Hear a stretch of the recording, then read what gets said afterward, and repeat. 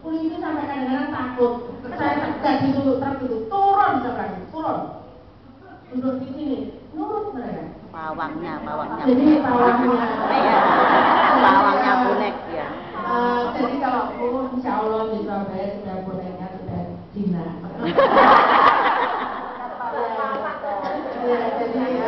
Jadi ibu kenapa kita memang harus tahu perkembangan anak, karena nanti kalau kita tidak bisa mengikuti, maka kemudian dia mencari keluar karena dia ingin tahu. Itu adalah sifat anak-anak. Jadi karena itu kita memang harus kadang dilonggari, kadang diketati, itu diikuti. Tapi sekali lagi memang kita harus kuat. Kalau tidak bisa ya tidak bisa. Ada guru orang tua pun saya anak didolimi kenapa? Handphonenya ditahan. Loh kan saya sudah bilang, katanya perintah yang berisma. Oh iya memang, saya sampaikan gitu. Katanya didolimi. Ya bukan, saya sudah sampaikan. Ya saya harus keras kadang-kadang. Jadi ya ada yang suka, ada yang nggak suka. Tapi Bapak Ibu sekalian, coba berapa anak yang bisa kita selamatkan karena itu. Saya sampaikan, Bu, Ibu tahu kan isinya handphonenya putranya itu? Enggak, Bu. Coba kita lihat. Saya minta. Ya saya sama anak-anak kan saya juga pengen ngetes. Ya awalnya Bu, kalau mau dengar itu saya mau pingsan ada rasanya. Saya tanya, coba siapa yang punya handphone? 99% mereka punya. Sekarang jujur ya, ini sama ibunya. Ini ibu kalian loh, kalian harus jujur. Nanti kalau jujur ibu kasih dia. Oke. Baik Bu, katanya. Siapa yang di handphonenya itu ada gambarnya porno? Banyak anak-anak. Saya tuh pertama mau pingsan. Tapi ya sudah, saya sudah jadi. Mereka jujur. Ya, mereka jujur ya. Sudah saya kasih hadiah.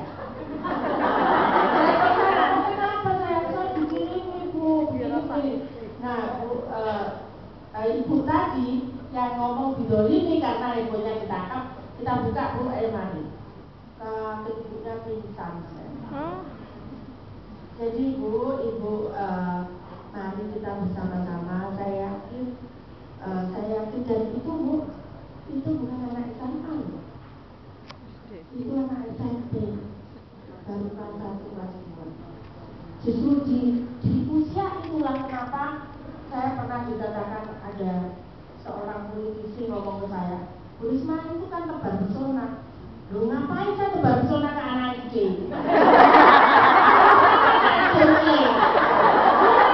Ngapain saya ke anak SMP? Anak SMP nggak milih. Saya justru sekarang turun di anak SD sama SMP.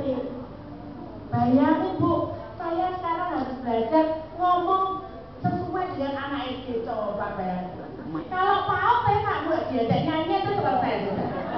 Tapi kalau anak SD, loh mereka itu mengerti banyak, tapi mereka tidak mengerti apa akibatnya anak SD itu. Itu yang susah saya bicara. Jadi biasanya saya kalau turun saya juga ngajak psikolog. Kalau saya ditanya, ayo sayang siapa yang nanya ke ibu, siapa yang mau curhat gitu ya. Saya juga harus bisa mengikuti bahasa mereka. Meskipun kadang-kadang saya punya line khusus Bu, untuk mereka curhat ke saya. Itu yang kemarin pertama kali Surabaya dapat kota raya anak itu karena saya punya line khusus untuk anak-anak. Jadi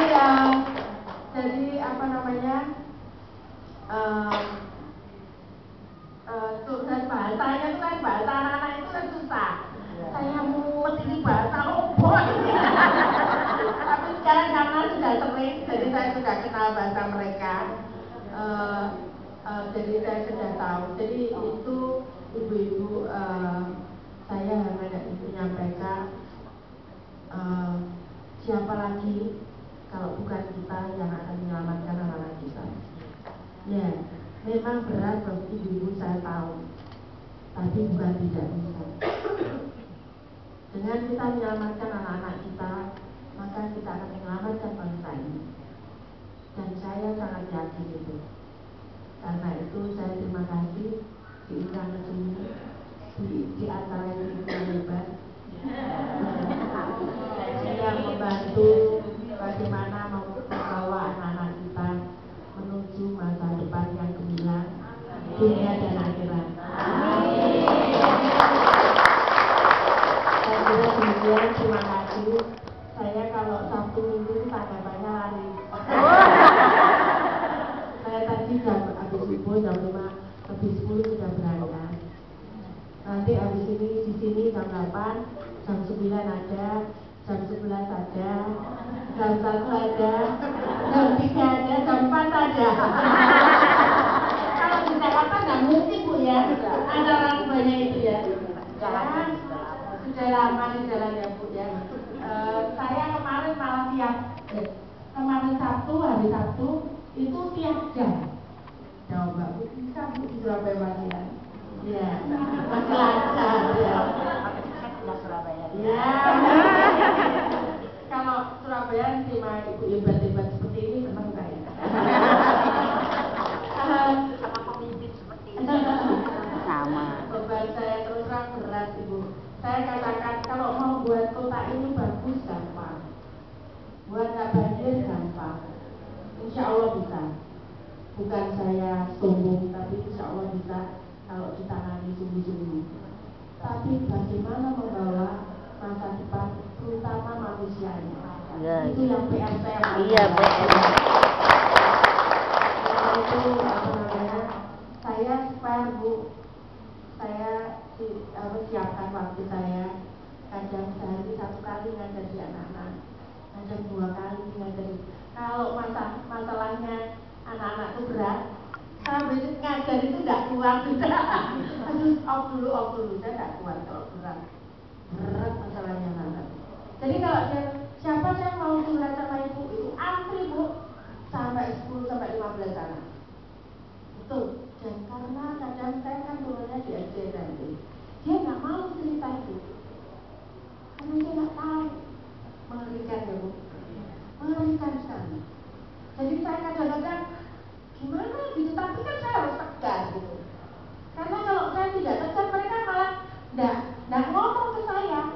Meskipun sebetulnya saya pusing sekali, pusing sekali Bu, betul kalau dengar ceritanya anak-anak itu. Saya kadang-kadang ya Allah, ada seorang anak cerita, Ibu, saya ini orang tua saya cerai.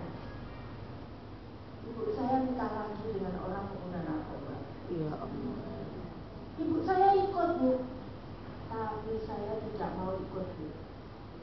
Aduh, saya tuh sampai lompat rasanya terus, ya Allah, gimana coba Bu? Ya, jadi Bu, Bapak Ibu sekalian, godaannya anak kita luar biasa.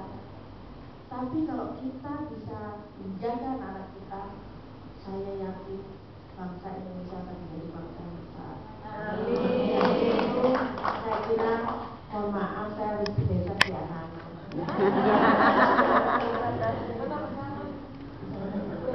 Monggo, ya. Mohon maaf kalau ada tutur kata saya sedikit pengalaman saya.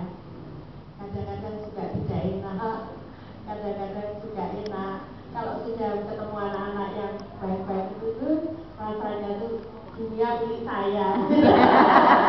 Tapi kalau sudah nggak masalah itu nanti gimana kan? Saya harus berdiri, saya harus tegas di depan.